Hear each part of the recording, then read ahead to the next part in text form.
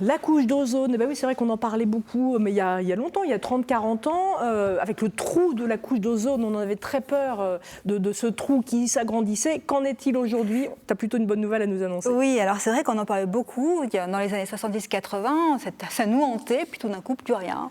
Alors peut-être qu'il a pris sa retraite, une retraite anticipée, mais on ne sait pas.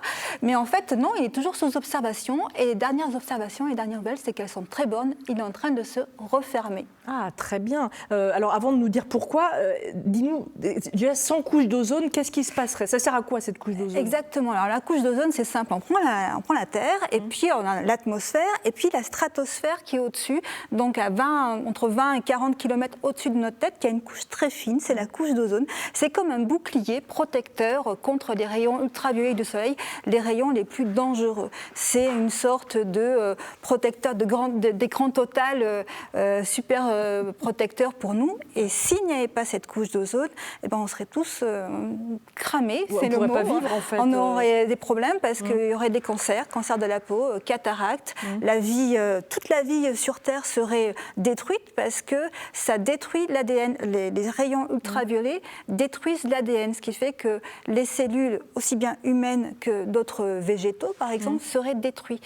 Et dans les années 70-80, on a commencé à observer qu'il y avait un trou qui était en train de se former. Ah oui. En fait, il venait d'où ce trou? Il vient d'où? Il vient d'où de ce trou? Alors, ce qui s'est passé, c'est que à partir des années 1920, on a commencé à utiliser des aérosols, des réfrigérateurs, climatisateurs.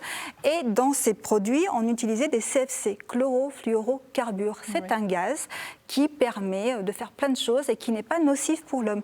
Le problème, c'est que ce gaz, quand il va dans l'atmosphère, eh bien, il contient du chlore. Et une fois qu'il est dans la stratosphère, les rayons ultraviolets détruisent ce chlore et ce chlore va attaquer la couche d'ozone. Et c'est ce qui a fait qu'il y a un trou dans la couche d'ozone qui a commencé à se former au-dessus de l'Antarctique. Alors, le trou était assez grand, 3 fois la taille des États-Unis. Au sud. Au sud, ouais, je ne sais jamais, Arctique. Alors, pôle Nord, pôle Sud, Arctique, Antarctique. Donc, en l'Antarctique, les scientifiques ils sont partis dans les années 1980-85 et ils ont vu qu'il y avait une vaste étendue qui se formait au-dessus de l'Antarctique, un trou. Alors, ce n'est pas vraiment un trou parce que la couche d'ozone est très très fine, mais elle s'était tellement affinée, 1,5 mm à peu près, qu'on a considéré que c'était un trou qui s'était en train de se faire au-dessus de l'Antarctique. Et le problème, c'est que s'il y a un trou, les UV passent et nous détruisent complètement. Et alors, du coup, les scientifiques se sont mis d'accord pour se dire, là, il y a un vrai souci, il faut s'y attaquer? Les scientifiques étaient tous d'accord. La cause, c'était les CFC, donc cause humaine. Il fallait arrêter les CFC, mais ça ne s'est pas fait comme ça. Le problème, c'est que les producteurs de CFC ont dit non, on ne vous croit pas. Les industriels, notamment. Les industriels, on ne va pas arrêter les CFC. Donc, on a trouvé une alternative. Tout le monde s'est mis d'accord pour trouver une solution contre les CFC. On a trouvé les HFC, hydrofluorocarbures. Et donc là, grande nouvelle, en 1987, le protocole de Montréal a été signé qui interdit les CFC. Résultat, les CFC, la production a diminué, plus d'émissions.